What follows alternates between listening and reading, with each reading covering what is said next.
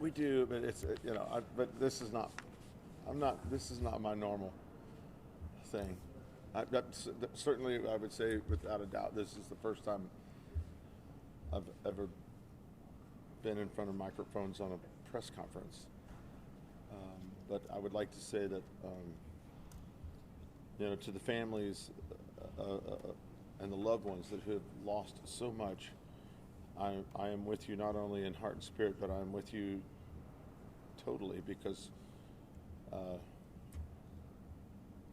my mom and dad, my brothers and sisters, we lost our youngest brother, his wife, and two of the boys are still missing, and thankfully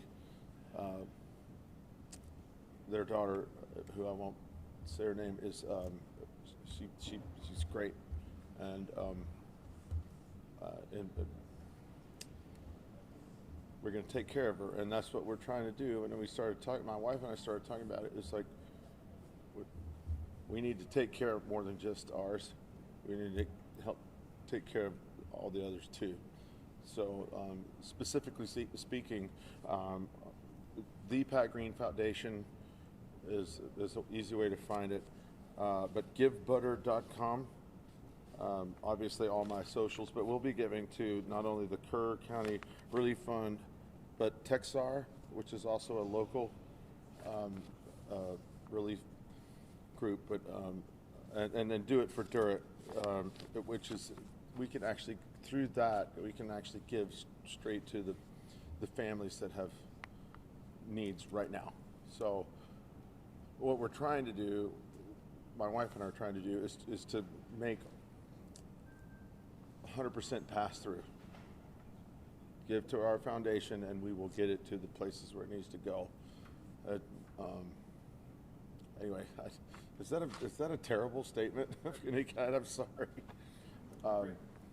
Edit away, and then questions. Anybody? What does it mean for you to be able to, like you said, not only help your own, but then take it to a greater good in all of the Texans that are suffering? I can't. I mean, you can't define how much pain is going on right now because I certainly never have been through this. But what does it mean to me is that, for whatever reason, I was sorry. For, you're good. For whatever reason, I was given this thing with my voice where I can not only raise awareness but try to change people's minds, and so I'm trying to turn the sorrow into some bright light and hopefully bring some resolution for these families that have been decimated. What are you doing just in your personal time, in your quiet time? Where are you drawing your strength from for yourself and for your... I've got an amazing family. My daughter, my son, my wife is, I mean, beyond the rock. I mean, I don't know how Gibraltar is a little tiny pebble compared to her. So it's like I don't know. We're sticking together, and that's what we should do right now. We should not only as a community but as a family. We have to. We're glue. I mean, we're sitting on the couch, crying, laughing, watching stupid movies, and just trying to pedal as fast as we can. When you found out, was it a phone call? Were you there? It was a phone call. It's about as far as I want to go with it. I got a phone call, and then it was my job to tell Mom. You mentioned using your voice and giving it out. So what was it like for you to see country stars joining you for today's event? I have to be honest. I would like to say I'm surprised, but I'm not. Country, especially Texas country people, we're thick as thieves. We're family to each other. I mean, all these people I've known for most of my life, and not only that, but I look after them as much as they look after me. As much as you're willing to share, how much can you tell John was born 14 years after I was. We called him John Moe when he was born, and then Little John. And then he grew up to be a bigger man. I'm a pretty big man, but he was bigger than me, and my band started calling him Little Big John. Just because, anyway, it's the happiest, smilingest thing you've ever seen in your life. And Julia, his beautiful, amazing wife, school teacher and cancer survivor, and you know, it's just it's a dang lot, and I don't want to get into the kids too much because we want to keep that private, but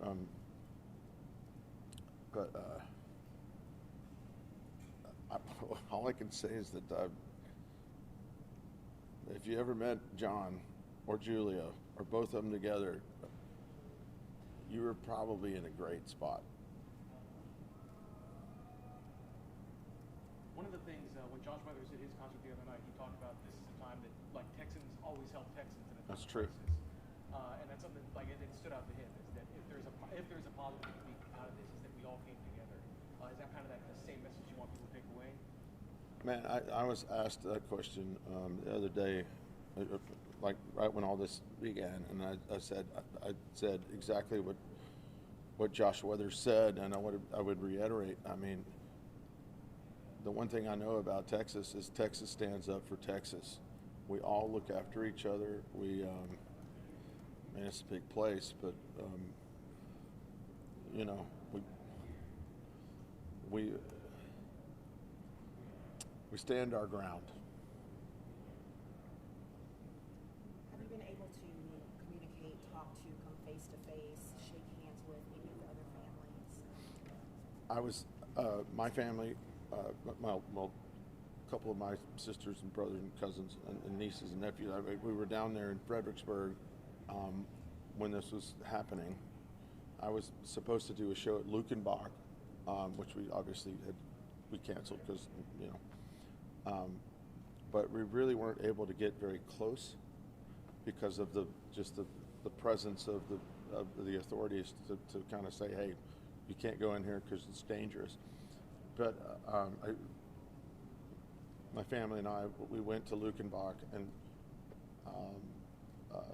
even though we'd canceled the show, we went there just to be there with the people, and it was a beautiful outpouring of affection and hugs, and I have nothing but gratitude for those people that were so kind to my family. I'm going to lose it. You're going to have to start moving on. Do you have an estimate on how much has been raised so far prior to the concert? So yeah, I do, but I don't. Yeah, it's good. It's going to be good. Do you have a benchmark that you're setting to end the night with? Can you? I would, yeah, $10 zillion. Is zillion a big number? Thank you for making me laugh a little bit. Thank you. I'm sorry. I'm just trying to be. I do know the number, but it's not appropriate to share that right now. But yeah, I do have a goal for what we can do, but more than that, I have a great team around me that are facilitating the most amazing effort to raise money for very specific groups of people. And so yeah, I mean, I have an idea, but the idea is whatever it is going to be just fine. A lot of people got sort of an idea with COVID. How bizarre is it to perform in a venue like this? I mean, I think it's just this interesting dichotomy that, you know, normally these It's like things are rehearsal. packed for something like this to be quiet. You're here in a little corner. It being virtual. What's that like for you? Oh, it's what I would say is playing music when the public's not around is it's a great opportunity for a rehearsal, you know. And we're already a good band, but it's fun to play. It's fun to play anywhere. Yeah, so it's intense, but it's not, you know, we've been around each other. My band's been around each other for so long that, you know, we can have a good time doing just about anything. What will you be performing? Yes. Sorry, what will you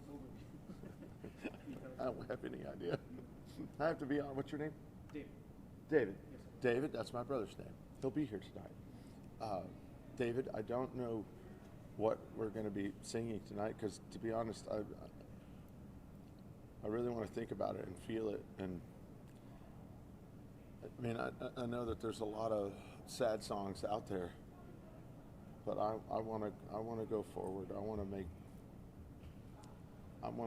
to celebrate their memory, not lament it. All good? Any other questions? Your happy memory of a happy memory or My favorite memory of my brother John was when he came to me. I bought him a Nissan Pathfinder. It was yellow and it had 9 million miles on it, but he didn't have a car, so I helped him out. And he hawked it to have a keg party. And he was very young. He was in college at TCU. And anyway, long story short, I told him I'm not buying him 2 cars, but I'll come over and have a beer. So, yeah, he was the best. It's just the best. Did he have a favorite song of yours that he ever told you about? I don't know. He was a lifelong fan because he was around when I started. I guess he had plenty, but no, we didn't ever talk about things like that. John and I we're just buddies, you know. We went fishing all the time, you know, stuff like that. It was different. But it wasn't. None of my family is about me. It's about us. It's really not about me. Does that make sense? Yeah. It's kind of what you want today. It's not about you, but you want about these people that need the help. Man,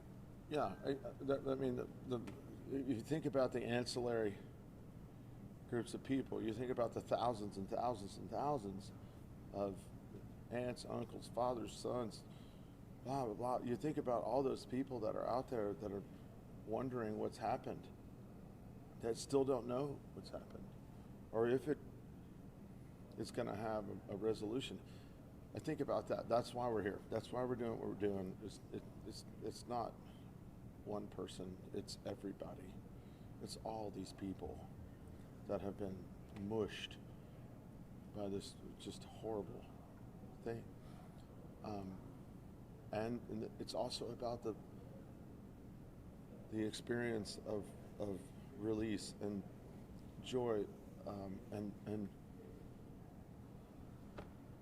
great times to come, because life keeps moving. And so, you know, my daughters, my son, you know, we're gonna have marriages and kids and grandkids and all that kind of stuff. So like, I want